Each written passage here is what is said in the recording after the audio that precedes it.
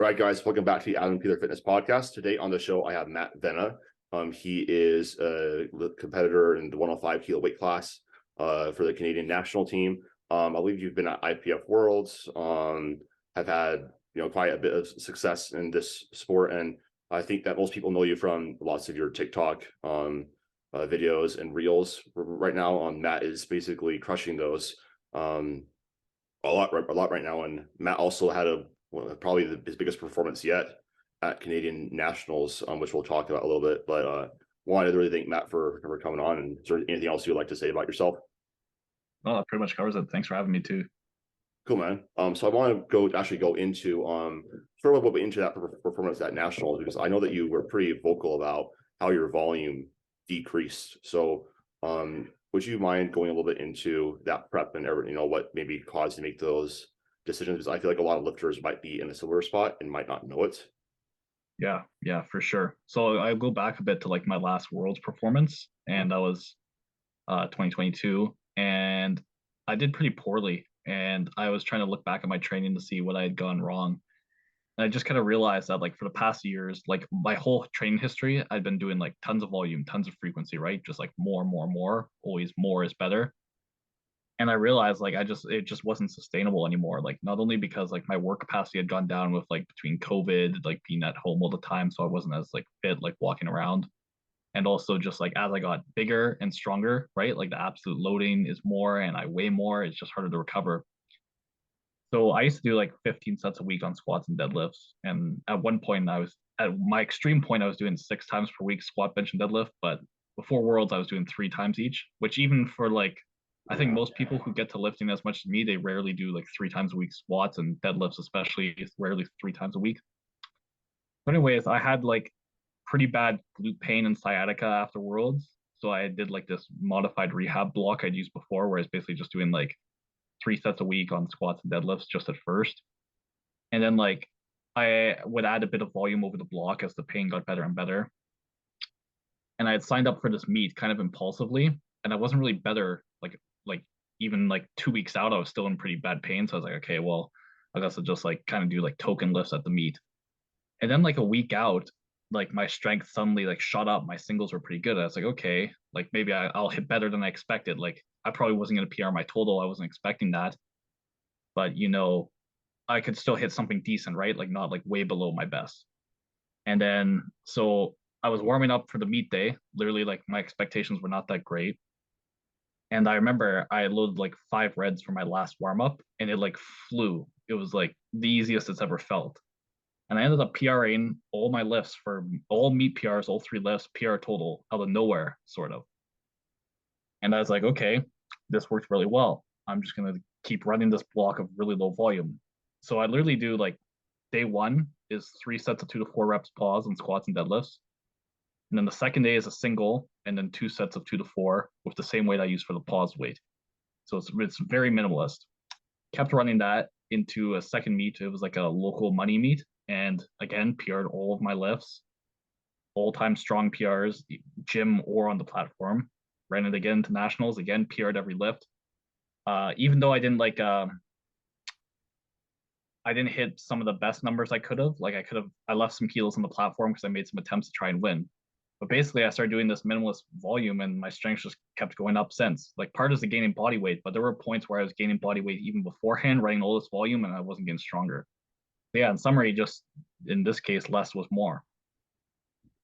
Yeah, so I think that's like really insightful, because I've certainly had some periods like with some of my athletes where they've come to me and they've been doing lots of volume, and some of the things that tends to happen is those overuse injuries that Exactly. tend to like crop up a lot, and that is like, although pain isn't, like it's not it's we don't know much about it still. Right. But like that definitely does, regardless, if you're in pain, you're going to have reduced nervous system output. And so, finding some sort of programming structure that lowers that down, basically allows you to make progress is ideal. And actually, like one of my clients and assistant coaches, Philip, he came to me, and he was in a similar spot to you, where he was doing like 3 times a week squatting. I think it was doing even 3 times a week deadlifting too, and 4 times a week benching. And we really went down to like 2 times a week squatting, once a week deadlifting, and 3 times a week benching. and just all of a sudden PRs and has been the healthiest he's ever been. In regards to what you were doing with like accessories, were you doing like much in the way of that on squats and deadlifts, or is it mostly No, just yeah, that? just squat and deadlift volume, no accessories at all for lower body.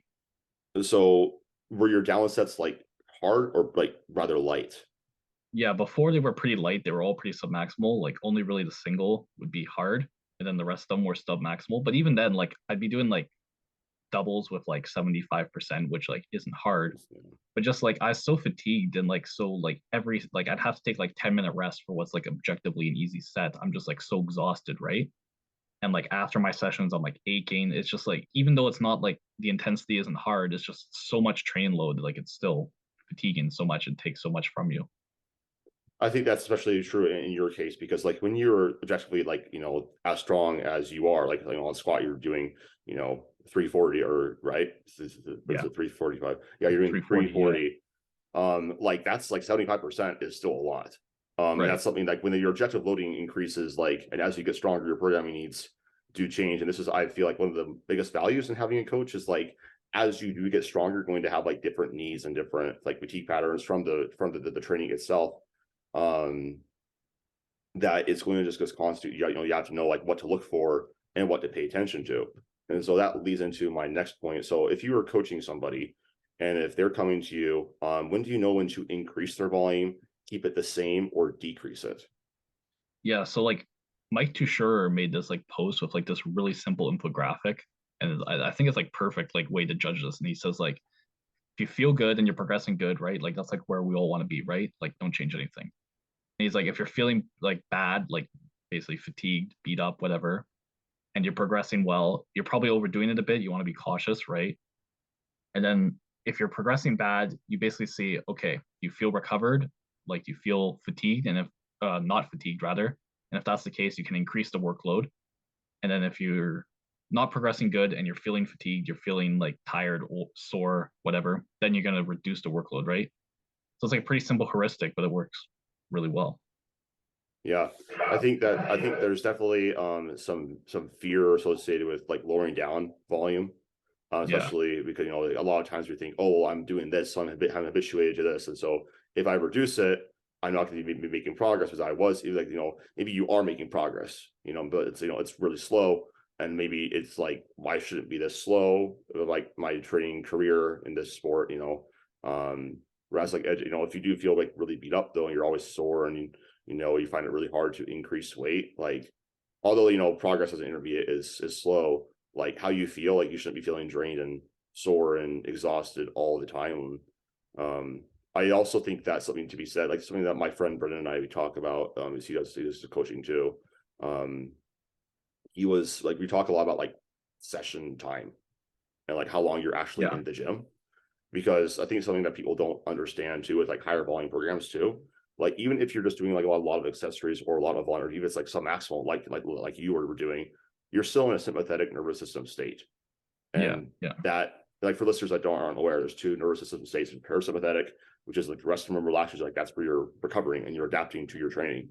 Whereas sympathetic is when you're in the gym, your body is undergoing that stress and you have to perform. That's one of the reasons why sometimes you might come into the gym, you feel like crap, really, really sluggish and whatnot. Then you get that first top set in, and you're all of a sudden, oh, I have energy, I'm good to go. Your sympathetic nervous system is on.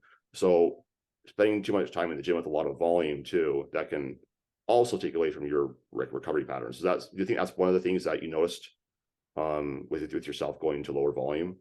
Yeah, for sure. Like I can notice like even when I'm like trying to do my work later in the day, if I like worked out before, like I just have like my like brain doesn't work as well, like way more mind fog, like I'm slower doing processing stuff. And then just like on top of that, like the mental fatigue of just being there a long time, besides the physical fatigue, the mental fatigue as well. Like it gets a bit like almost like makes you anxious, like, oh, I'm gonna have to spend all these hours here and I'm already tired. Like it really adds up, yeah.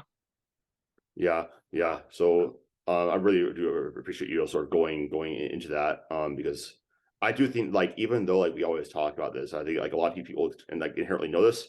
I think sometimes we get so caught in our own ways, and this is Mhm. also why I think it's so important to like in terms of like athlete communication to a coach if you are working with them, assuming you are, why you need to be honest and open like with your coach about it? Because I'm assuming that like, you know, Matt, like you, when you're coaching, you probably rely really heavily on athlete feedback in terms of like knowing like, are we doing like, just like, you know, training dose and all that stuff, right? Right. Yeah. So like in terms of, you know, it's like if you have an athlete, like some people might not know, like, how do I communicate with my coach? Like how, you know, describing, you know, how things are feeling and whatnot. Like, what are some things that you think that people could really just track or communicate to their coach that would help them sort of find their more optimal? I see that, you know, in air quotes, because like if optimality is arranged with volume, well, like being within that optimal dose. Yeah. So I like have like a basic rundown, like just give me like basic feeling of like how sore you are, how fatigued you feel, right? I try and do like say like 1 to 10 scale. So you can actually like have like some measurement, right? Like if they just say like, because one person's mild fatigue could be different from another person's, right? So like if you have the objective number, you can like better track it. You can try and like look at the trends over time too, right? And like make sure like, okay, if we're increasing over time, generally like you expect that at some point, right? Your fatigue's gonna build over a block. But you like you can see the rate to make sure you're not doing like too much or too little as well, right? Like you don't want to have like never getting like more fatigued. Like you want to be increasing a bit over the block, right?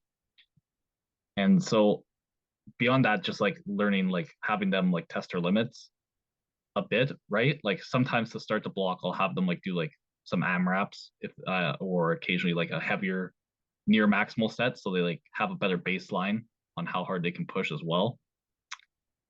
And then basically, yeah, from that, like some people they're not as good at like judging it if they don't have as much experience, right? So that's why I think it's good to get that baseline pushing themselves hard as well, so they can better track for themselves. Like, okay, I know this is how it felt when I actually pushed myself as hard as I could, or near as hard as I could. So that gives me a better spot, like a better way of knowing where I am on the scale from like not pushing myself at all to push myself hard.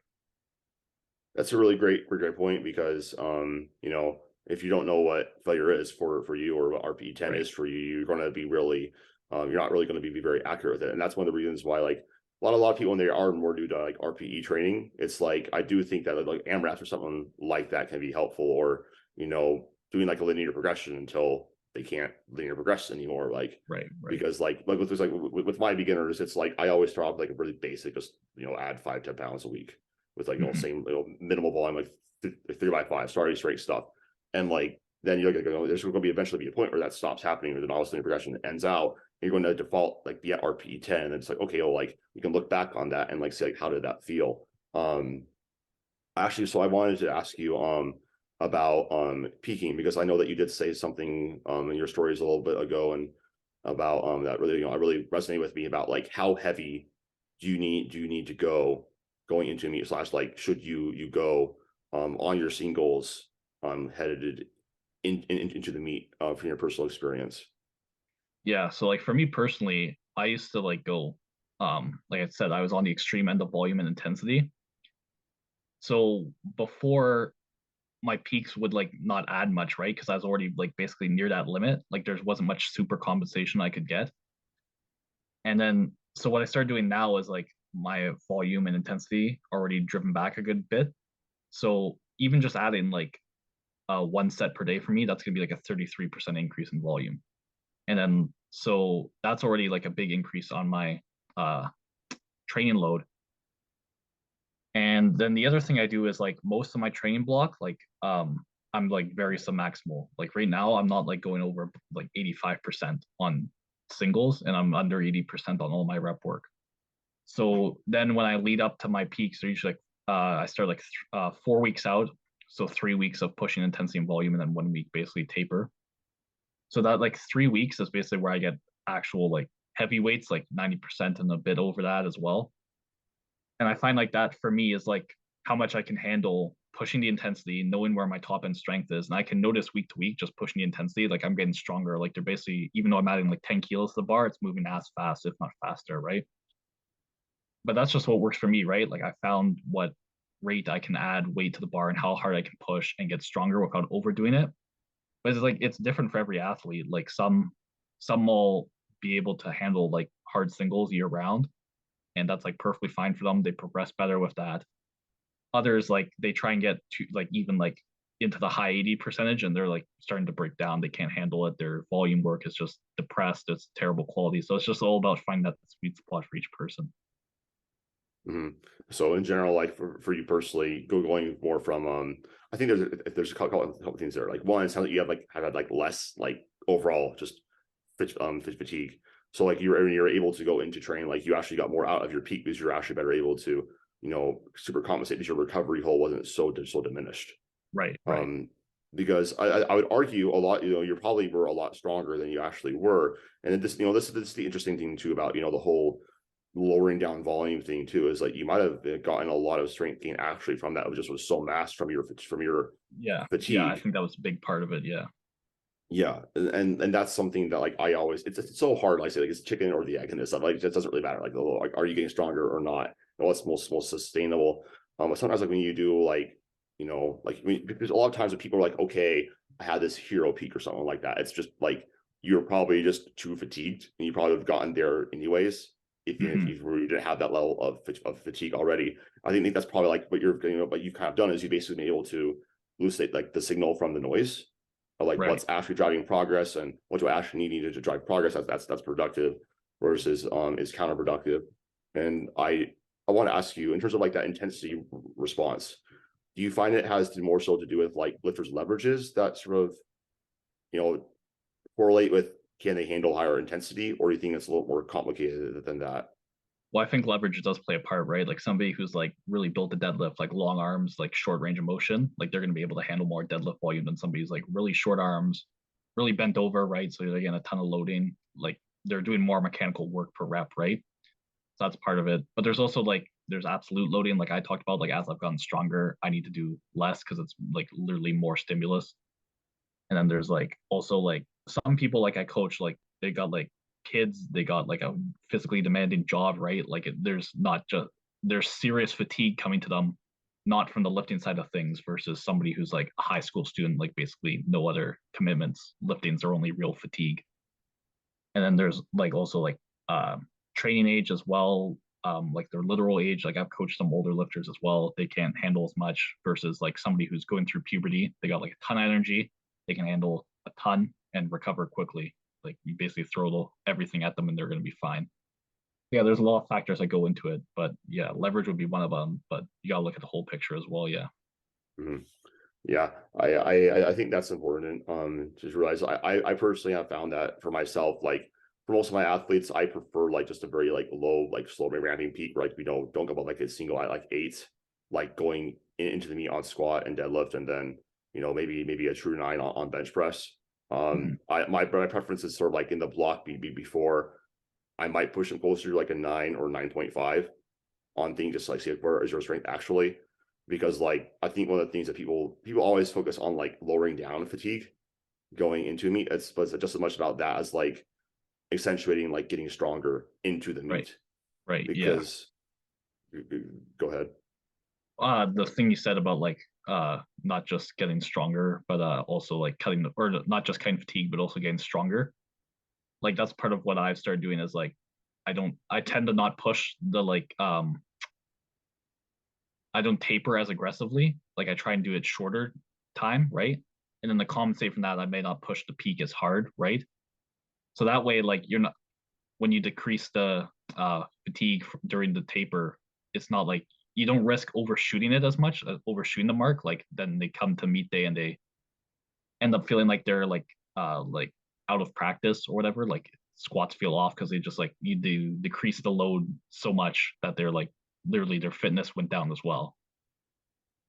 Yeah, because that like I've had some times where I have had I'm just so fatigued. It's like, oh, hopefully I recover. Like I just get back up to baseline. Like that's psychologically stressful. And like sometimes that does happen during peaks or whatnot. But if you should be like paying attention to that, and like saying like is like one of the things I always will tell my athletes is like if something feels wrong, if something like feels like you're so fatigued or like you might get hurt from doing something, like it's never worth like pushing through that. You can Right. there's it's just getting stronger. It's not never just about like one session. And if you have to cut volume a little bit or do go on to like an accessory lift that's similar instead to get some sort of loading on the muscle, that's much better. especially close to a meet. Because if your fatigue gets out of control, or if you get hurt, or that elbow pain that you're dealing with gets worse and worse and worse, man, a week might not be enough. Right, right. So, in regards to, I realized I didn't talk about this first, but we'll talk about it now. Like, what sort of got you started with powerlifting and strength training? What was your background? So like we had like this high school lifting class. Like you could do like regular gym class or this other version where you got to lift weights. So I did that.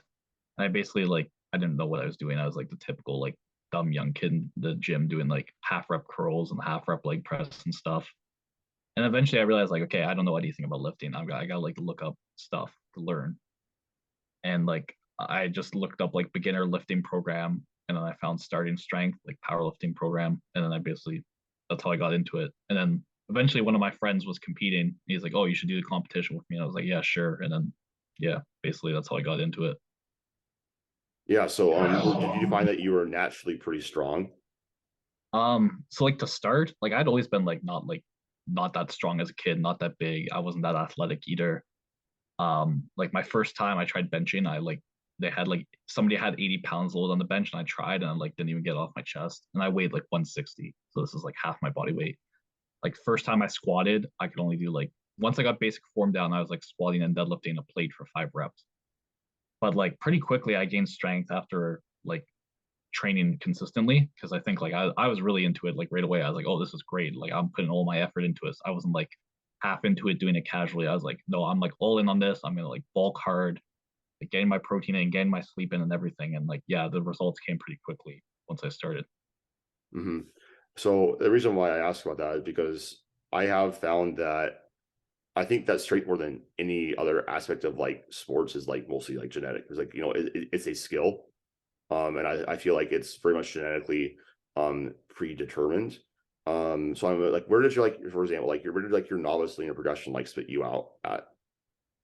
So I did like starting strength right for like 3 months. I think it was June to October, 3 or 4 months, whatever that is.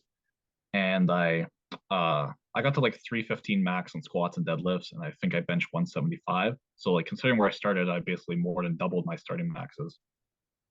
But like the progress like was really slow after that. Like I kept doing starting strength basically and a bit of extra accessory work. And like 6 months later, I was still at like 325 on squat. Like I basically capped out there. So that's when I started doing more complex programming after that. But yeah, basically linear progression only got me that far. Hmm. Yeah, and so in terms of like your progression from there, when you're like, I'm assuming you moved to like more of like a daily undulating program, correct? Now I do, yeah. But for a while, I was doing like Bulgarian method, where I was doing like 6 day a week squat and bench. That worked pretty well for squats, not so well for bench, and then deadlifts didn't do too well with it. And then after that, I made like my own modified program where I basically just did a ton of doubles on squats, deadlift, and bench. And yeah, within like a year after that, it took me about a year to go from a 325 squat to like 495 squat, and similar on deadlift. My bench always struggled until I started really doing accessory work. But yeah, I had like good progress on squats and deadlifts. Hmm. Yeah, and so I guess my question then from there is, do you think that anybody can get good at powerlifting, or do you think that it mostly has to do with like genetics? No, I think everybody can get good at powerlifting. Like especially the way it is now. Like it's not like it has like, for example, like the NFL's talent pool, right? Where you literally need like good genetics to get good in the NFL, right? I think it's like I would say like mid 400 Wilks or dots, whatever you want to use. Like that's probably achievable for somebody who wants to put in like all the effort, right? Like I think most people can get there if they're willing to go like work for like a decade to it. They're working hard, like strict diet, strict sleep, train hard. Like you can go off. You're gonna go off the kilter a bit with your training. Like you don't have to be like a monk with it. I think most people can get to mid 400s pretty quickly. There's like what's his name? Greg Knuckles. He had like studies about this where they like it wasn't lifting, but they were doing like other exercise, and they told people they had good or bad genetics, whether they actually did or not. Like they sampled it, and like being told you had good genetics for exercise led to better positive results, better progress than actually having good genetics. So part of it is expectations. Like when I started lifting, I like I said, I was like a small kid. never athletic, never that strong. But I had like no doubt like I could be like a great lifter if I put in like all my effort. Like even when I was like a complete noob doing like one plate squats. So I think that's the other thing is like genetics play a role, but so do expectations. Like the placebo effect from that is so real. So I think a lot of people blame genetics when in a lot of time it's more their expectations that are affecting them a lot. So, how would you advise somebody to like work through that? They're like, 'cause I do think a lot of times people are like sometimes you have people that have a really fast progression, like they're really strong for like 3 years and nothing really happens. Versus you have like also like slow burners, that's like 50 kilos a year, for like 10 years. Right. Um, like what would you recommend for people in terms of like really just like I guess changing that negative mindset around their training? If they feel like they feel like they're doing everything they possibly can, but they're just not getting most places, or they're just like Yeah. constantly like one of the things like I guess for more context, like I've been running pretty hot with my training.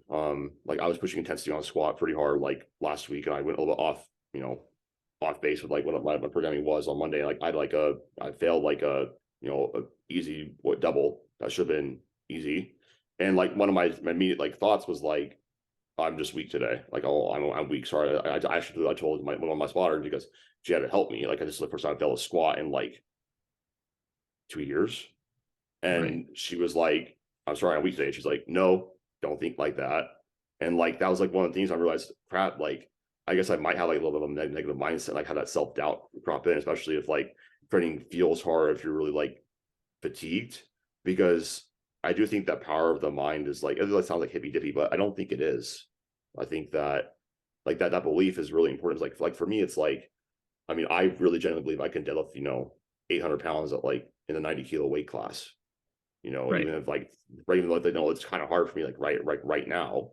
Like how would you like what, like, I guess like what are some action steps to like, improve that?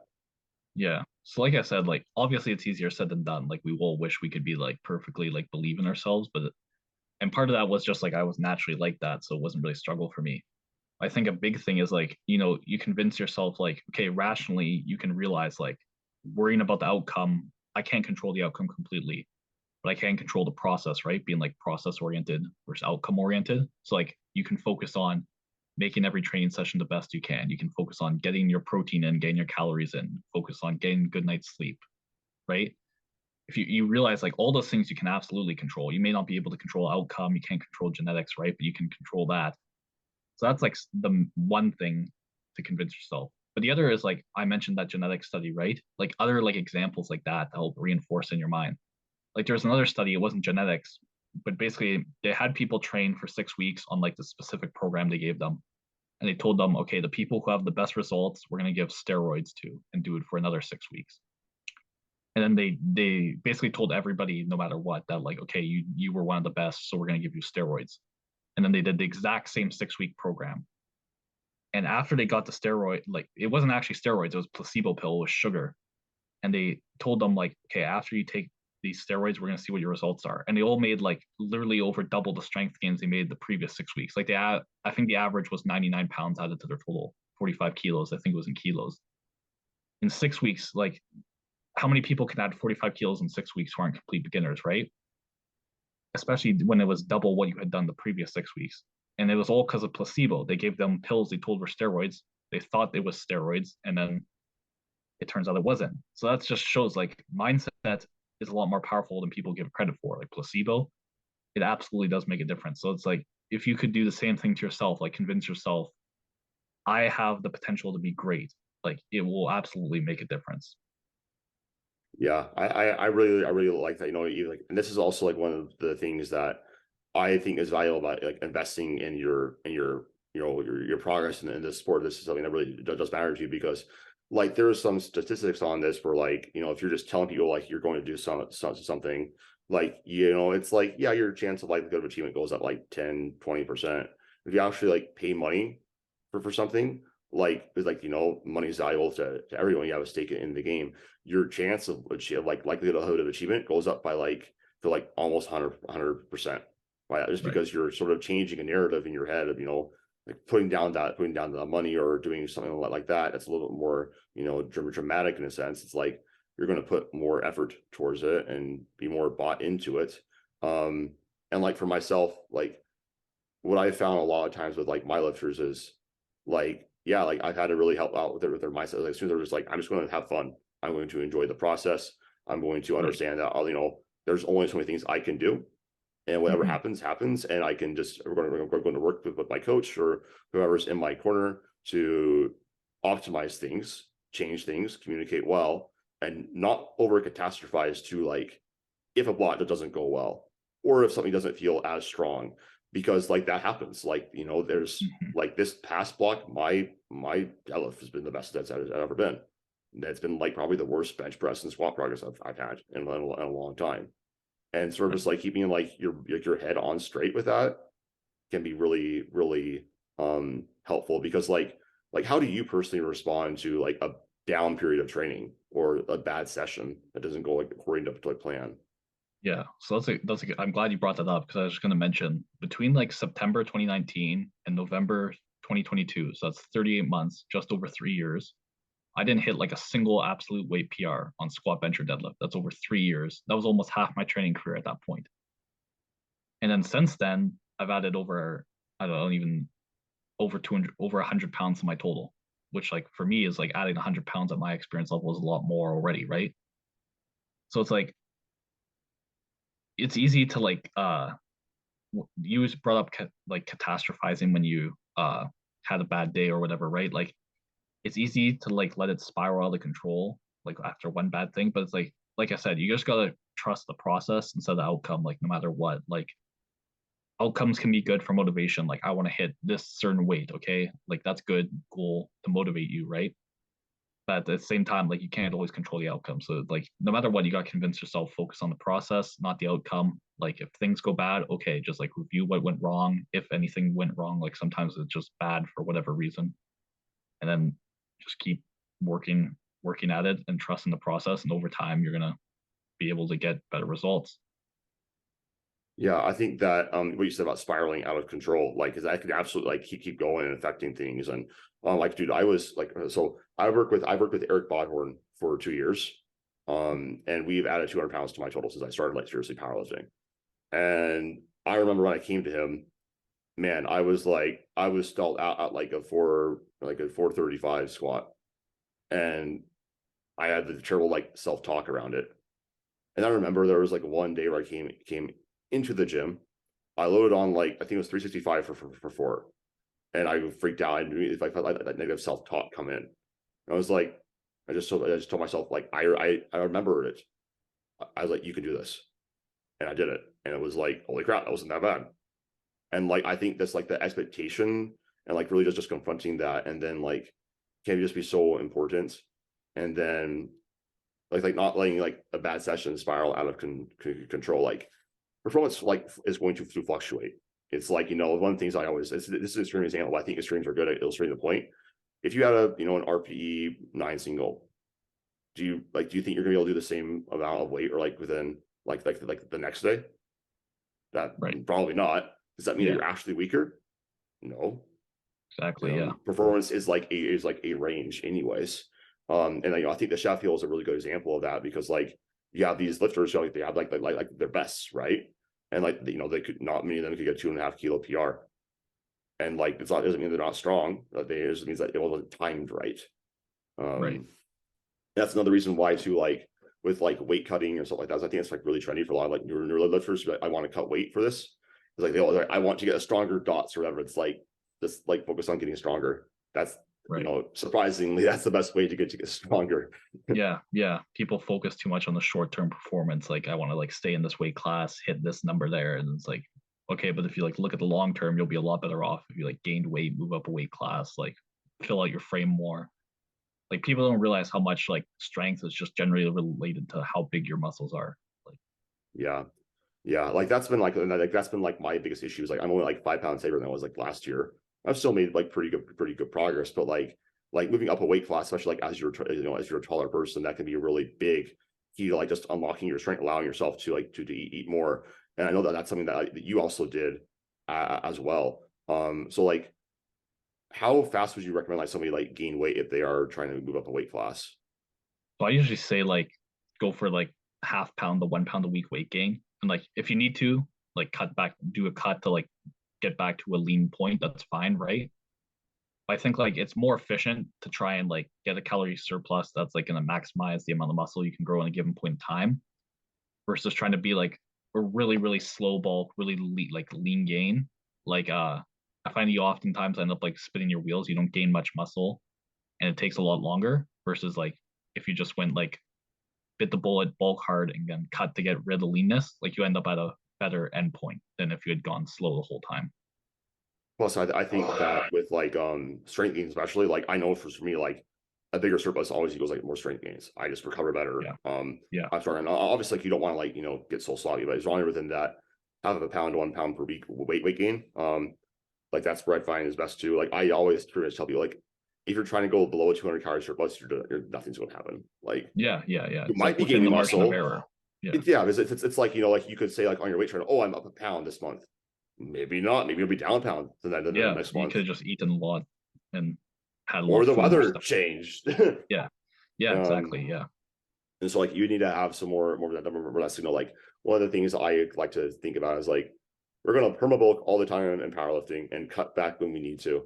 Hmm. Um, and like body composition does matter, but it's ultimately about like where do you feel the best. Like all else being equal, like if you can be lean on a certain weight class, you will be more competitive. But like the main reason like why I think that goals are so similar and like the little and like there's in tested versus untested in lower weight classes because similar amounts of muscle mass. Like Hmm. like people can be naturally like 200 pounds and Yeah. be Yeah. like 15 like 12-15% body fat.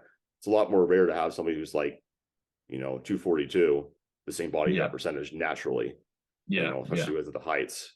Um, so like in terms of like long-term muscle growth, um, how should lifters sort of optimize their programming around that to not have it interfere so much with their strength gains because higher volumes can interfere with that, but maximize it like in the long run? Like, do you think it's best to do like blocks or like block periodization, or think an undulating program can accomplish that too? I think undulating does just fine. And like if you look at the research, like undulating versus pure block periodization, there's no like really long term studies, which I would like to see like multiple years, right? Because maybe like the block periodization pays off after years. But if you look at like the ones they have that are like up to a few months in length, usually undulating periodization does like as good hypertrophy as block periodization, and then like the strength gains are actually better. So I think undulating periodization works fine, but I mean, if you want to do blocks, I doubt it's going to be that much worse. There's like some people who think that the difference in results is because like undulating better peaks you for strength. So like if you did blocks with a peak in block, it may be better. But whatever the case is, you want some time in your program like directly working on hypertrophy. And I think like it should be like basically as much as your traditional like strength work, like low rep work, as much should be dedicated to hypertrophy stuff, like either high rep compounds or isolation work, right? And then again, like how I like to like I started having like every lifter I have, like, okay, we're gonna make a plan on like what we're gonna do with our body weight over time because I want to get you like more muscle mass at a certain leanness over time. So like in terms of like a long-term plan, like I know it's going to differ from athlete to athlete and person to person, especially depending on are they close to their genetic muscular potential or not. Because like I have one take that might not be super accurate, but I think like somebody like Russell Orhe, I think he did more like strength work and stuff like this body weight. So I think he might be even stronger. Yeah, But who I, knows? I Like, think I everybody think has so. Yeah. yeah. And so like how would you, I guess, periodize that, quote unquote? Like I know it's yeah. How would you periodize that? Yeah, so usually like first thing is like okay, like look at their current body composition. Are they relatively lean or not? Because the other thing like a lot of people don't realize is like when you're getting like to like heavier body fat percentages, like it's gonna take a toll on your recovery because you're just like it's gonna hurt your aerobic fitness, like your general health markers are gonna be worse, hormone levels can be worse, right? So like I want to make sure they're like relatively lean to begin with. So if they aren't at like a like if they are at a higher body fat percentage, we may cut first. But then after that, I'm like, okay, we're gonna do like periods of bulking and cutting. It's gonna depend on each person, right? But usually like say like bulk 10 pounds, then like we'll cut a few pounds if we're like feeling too like high body fat percentage again, and like repeat the process. So like over time our weight's gonna go up. But like I'll I'll also look at their height too. Like if somebody comes to me, they're like 6 foot and they're like 160 pounds. I'm like, okay, we definitely need to like add Yeah. mass to pull you out because like if you want to be competitive as a powerlifter at like 6 feet tall, it's not going to happen in the 74 class. You're going to need to be like depends on each person too. Like some people like they don't like they're not trying to go to worlds, right? They just it's like a hobby to them. So I'm It like, also okay, depends on like bone structure, right? Because like yeah, that too, that depends a yeah, lot. yeah. Like some people like massive hands, massive joints, they're gonna be able to add more than others. And like each person, like they probably naturally tell you like I have problems gaining weight, I have problems losing weight or whatever, right? And then you can kind of get from that like okay, how like what should be set as a realistic goal. If somebody tells me like I have no problem like gaining weight, I'm like okay, good, we can like I know it's not going to be a struggle for us because you want to make sure their goals are like reasonable too, right? Like if I get somebody who's like 5'6", I'm like, okay, I want you looking like Russell Orhe in 6 months. Like Hmm. Yeah. it's not gonna happen. We all wish, like I was telling people, I'm like, I'm 5'11" and he's like 5'6", like 205. And I'm Yeah. like, Well, the that's thing I me didn't like realize, being like yeah, 265. yeah, the thing I didn't realize too is like Jesus Olivares or Jesus. He's not that tall. I think he's like 6'1", or like six, even less, like 6 feet. He's like I 400 saw him pounds, next to Taylor right? Atwood. He's not that much bigger, right? So yeah, like you don't realize like that's a lot of mass that he's added to his frame, right? Yeah. And like that, I think a lot of times, like, man, I think that's just so important for like lifters to really focus on just gaining weight and muscle mass, like just over time, because like Yeah, especially like it's like your dots might go down a little bit in the short term, yeah, but the long run you gotta think long run. Like nobody cares. Like, I think like the best person to look at is like Ed Cohn, John Hack. They've yeah. constantly been getting bigger, like Hmm. slowly over time. It doesn't need to be that this dramatic weight gain over time, but like as long as you have enough volume in your program to like enough of those accessories or however like is best for you to get that volume in. Because I do think like for myself, I mean deadlift is probably better exercise for me because I'm more built for it than a squat is not good for like my legs. So Right. more so my programming approach for that is going to be I have basically 2 heavier sets per week, and the rest of it's pretty some actual light back down technique where I push, belt, squat, and leg press because it's better for my body. So that also plays into programming. But just like intentionally eating, learning how to properly diet and really master your body weight, because I can I can I fall in the trap of, oh, I have a hard time gaining weight, or like some people say, oh, I have a hard time losing weight. It's like you're choosing to make it hard, like Yeah, in yeah. all At in the end all of the day, honesty, it's calories because in, calories out, right? yeah, Like it's it's equation. Like you can eat like eat more. Literally, that's all it is. like I have a bunny rabbit metabolism. I have to eat like over 5,000 calories to gain weight. Mhm. Tough shit. Yeah, but I can't it's like change you that. do it. You know what you got to do, right? Like, yeah. Yeah, it's like, well, I guess Ben and Jerry's exist. Like it's like, bro, like come on, like have like a candy bar, and Mhm. and you're fine. So, um, yeah, man, this is one topic like I'm really passionate about, because like it's one thing I think a lot of the special time, like the early specialization of powerlifters are just like squat bench deadlift, and it's like, why am I not muscular? Like why am I not very jacked? Like why is it hard to make Mhm. progress? It's like because like you don't do things in my opinion the right way. And like I do think it's important. I had a podcast like to cheer about it. I think it's important for most coaches to have a training system like they use for like most of their lifters, like, and obviously being able to modify it. But like for myself, what I usually do with my lifters is I look at, okay, we're going to push our top sets, like depending on how much exposure that we need per week. It's going to be individual for the person.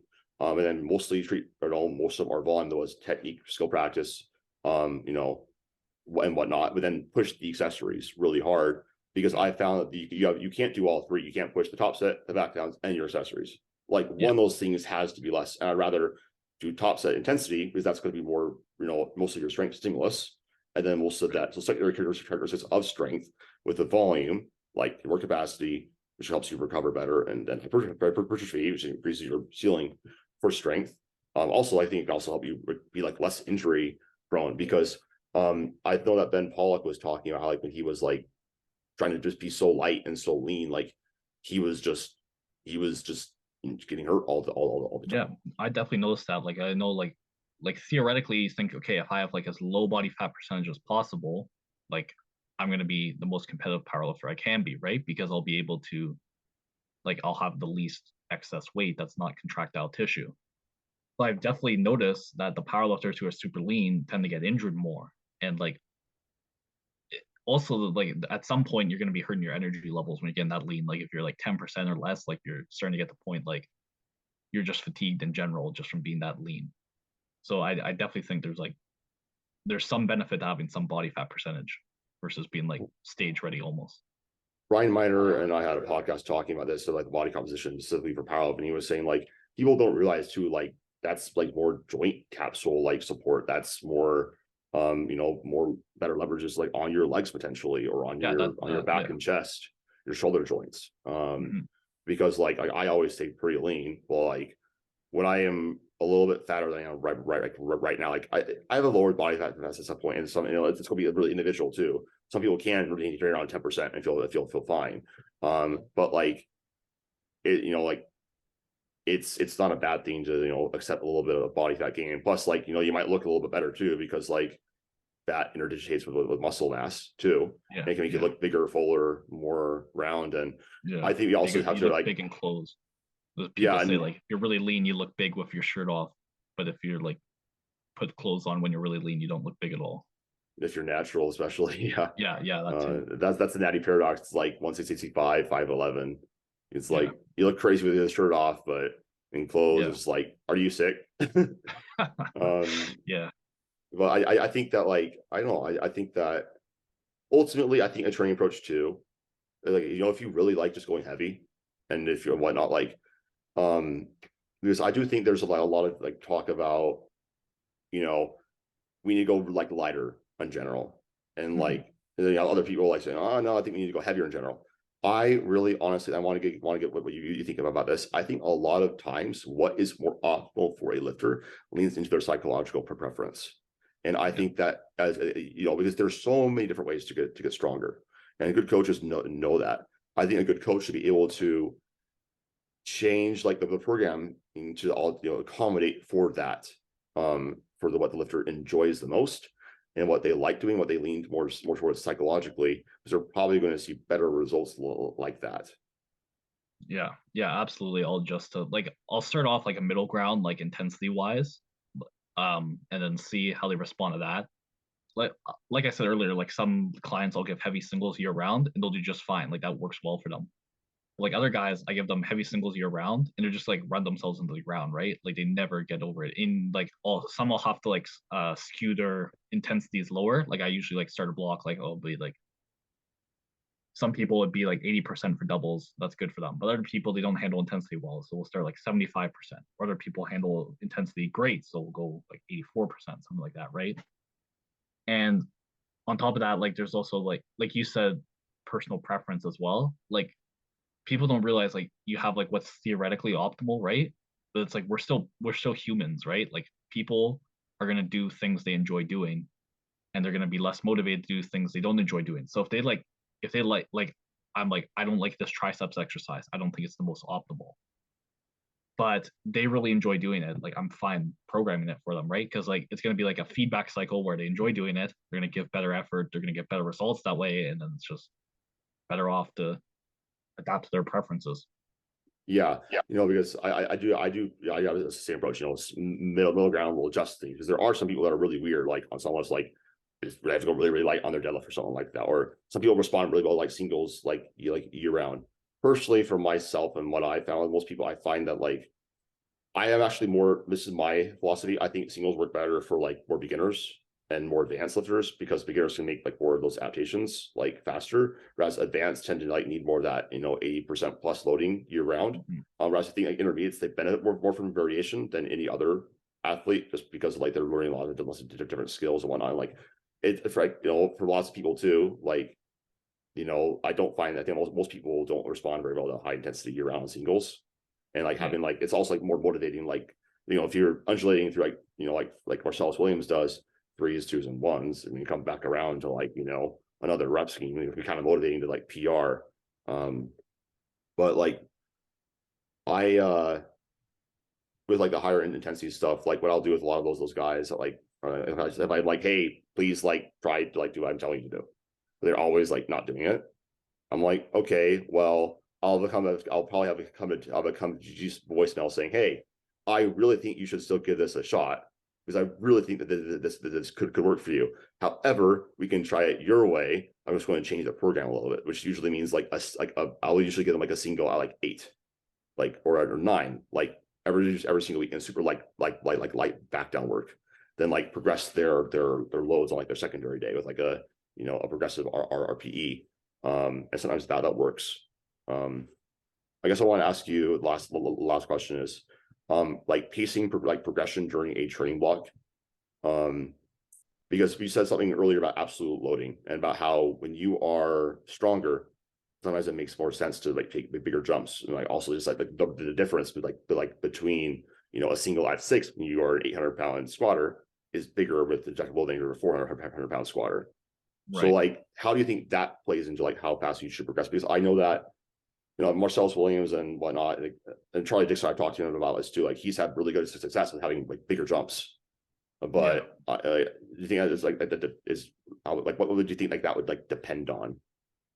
Yeah. So the way you're talking about like the Marcellus way, I've actually started doing that typically with my more experienced lifters, like guys like Christian, or like I coach myself too, right? Like so like during my peaking phases, I'm doing the big jumps as well. And I think it absolutely is like once you get more advanced, the absolute loading's higher, right? Like it's not sustainable to try and do like super heavyweight singles every single week because it's just so much like net fatigue on you. So it helps to like you still do the single at lightweight, like practice executing for 1 rep, but then you're adding weight week to week and you build like nice momentum that way as well, which is like good psychologically. And that's like the other thing, like some lifters are like they doubt themselves a lot. Like I had this one guy, he told me his max was 290. And then like I'm like, okay. And then I programmed the weights based off of it. And it's like they're like all like warm up speed. I'm like, okay, like I don't think 290 is your actual max. And then like I had him like start doing a linear progression single, and I started at like 280, which was like 10 pounds under his max. And in like a few weeks, we were hitting 340, which is like I didn't make him 50 pounds stronger in a few weeks. He was just like massively undershooting, right? So that's the other thing is like building up momentum for them can teach them like psychologically to trust themselves more if they're the type of person to doubt their abilities on top sets, like they get in their head and they like start like I'm not going to be able to hit this weight. And it's like, no, we're going to prove it to you because we're going to add weight week to week and you're going to see it's still moving super easy and you're going to like be able to convince yourself, okay, I can hit this X weight or whatever.